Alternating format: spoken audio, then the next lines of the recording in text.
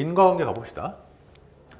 인과관계는 결국은 우리 판례가 지금 순수하게 인과관계를 판단하는 입장을 버리고 그 다음에 신개연성설 관점에서 인과관계를 바라보고 있는데, 신개연성설,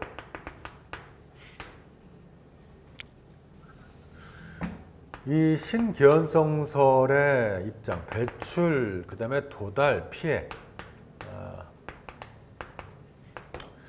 단순 개연성 입증하는 것도 어려우니까 그냥 오염물질이 배출되었고 그게 도달되었고 이게 결국 피해를 입혔다, 이 세 가지만 증명하면 결국은 인과관계가 있다고 우리가 강력하게 보자는 얘기죠. 그러면 결국은 오염물질을 제공한, 배출한 사람은 어떻게 이걸 깨뜨리죠? 내가 배출하지 않았다, 배출은 됐지만 도달하지 않았다, 도달했지만 피해는 없었다, 이런 것들을 증명하지 못하는 한 결국은 인과관계가 인정돼가지고 손해배상 책임을 지게 만들자라는 얘기죠.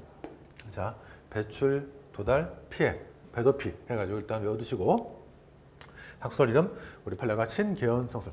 아까 제가 모두에 말실수가 나온 것 같은데, 제가 신한도로는 위법행위 판단할 때 나온 얘기고, 이거는 신개연성설 관점에서 인과관계를 판단하고 있죠.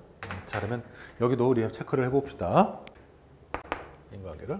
자, 이 인과관계를 공부할 때 우리가 비교해서 봐야 될 부분이,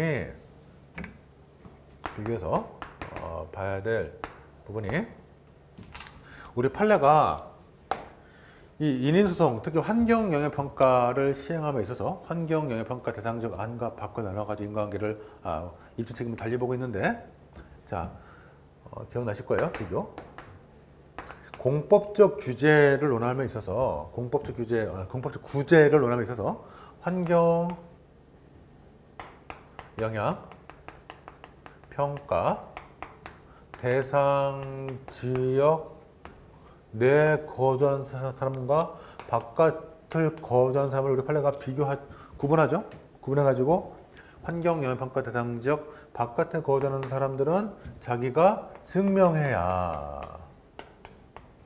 내가 증명을 해야 원고 될 수 있고, 원고 적격이 인정이 되고, 그 다음에 환경영향평가 대상지역 내 거주하는 사람은 증명할 필요 없다. 뭐예요? 그냥 환경상 이익의 침해를 추정하고, 환경상 이익 침해를 추정하고 사실상 추정해주자. 그래서 추정해주고 피고 측이 반증하에 성공하지 못한 한 원고적이 인정하자. 이게 이제 우리 판례 입장인데, 그래서 이 원고적격 판단에 있어서, 환경영향평가 대상적 안과 밖을 나눠서 보고 있는데, 요 논의하고 이 불법행위 책임에서 논하는 인과관계 문제 논할 때 이 둘이 취지는 같은데 접근 방식이 좀 다르죠. 다시 봐봐요. 자, 우리 판례가 이런 인인소송에 있어서, 좀 이따 보겠습니다. 인인소송에 있어서 환경영향평가가 시행이 될 때 대상지역 바깥에 있는 자들은 원칙대로 니들 증명하라. 아주 가혹하죠. 그래서 니들 증명하라. 굉장히 가혹한 부분이고, 그 다음에 대상지역 안에 거주하는 자들은 환경상 이익의 침해를 사실상 추정하니까 특별한 경우는 인정되고, 그냥 피고가 반증에 성공하지 못한 한 이게 인정된다라는 얘기예요. 자, 그러면 요 환경구제 중에서 행정구제에서 우리 판례가 인인소송에서 이렇게 보고 있는데, 그러면 요 논의는 저 논의하고 어디쯤 관계가 될까? 제가 볼 때는 환경영향평가 대상지역 바깥에 거주하는 사람들은 다 증명을 해야 되니까 이 증명이라는 정도는 그냥 보편적인 증명 정도를 다 말하는 거죠. 그래서 실제로 오염물질이 배출돼 가지고 도달하고 피해되고 이게 인과관계 증명에서 다 증명되는 관계를 말하는 거고, 대상지역 안에 있는 사람들은 사실상 추정을 받는다라는 것은 굳이 중요할 필요가 없다. 일단은 인정하는 걸로 해주고, 다만 반증만 피고가 제시하지 않은 한 인정하는 걸로 하자라는 얘기거든요. 좀 이따 자세히 볼 거고. 그러면 이런 환경 행정소송에서 인과관계 측면에서 우리 판례가 대상적 안에 있는 사람들을 이렇게 완화시키는 이런 법리는 결국은 이 민사구제에서 오염물질이 배출되고 도달하고 피해가 발생하면 인과관계를 인정하려는 그런 신개연성설의 입장이 서로 영향을 주고받고 있다라고 볼 수 있는 거죠. 그래서 이 관계도 같이 한번 같이 공부할 때 비교해서, 다만 외워서 봅시다.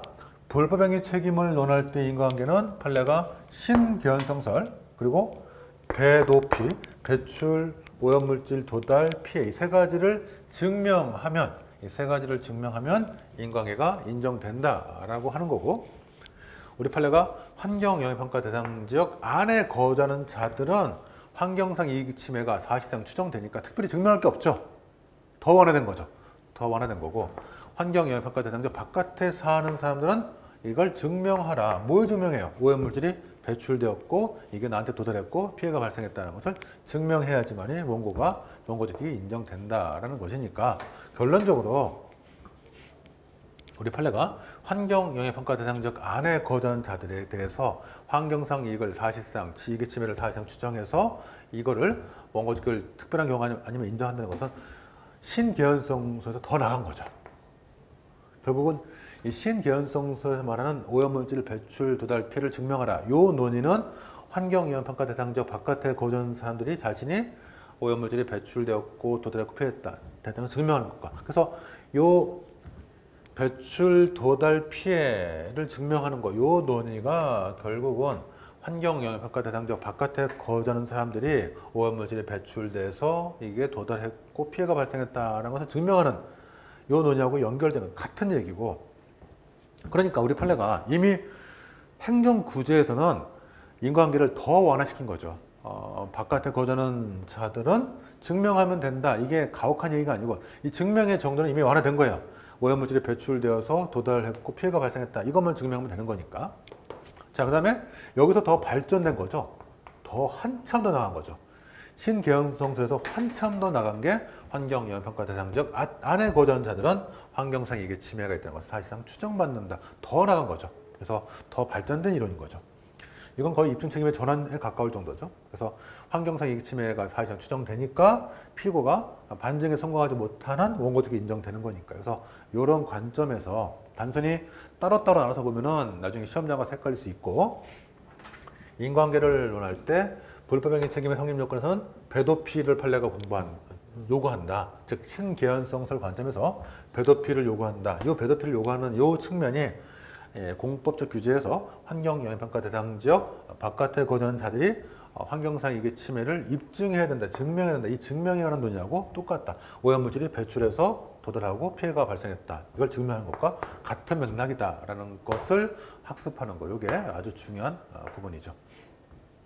그리고 여기서 더 발전돼서 이론이 확장된 것이 환경영향평가 대상 지역 안에 거주하는 자들은 환경상 이익의 침해 또는 침해 우려가 있다는 것을 사실상 추정받기 때문에 결국은 피고의 특별한 반증이 없는 한 원고적이 인정된다. 이 부분이 더욱더 발전된, 한참 발전된 이론이다.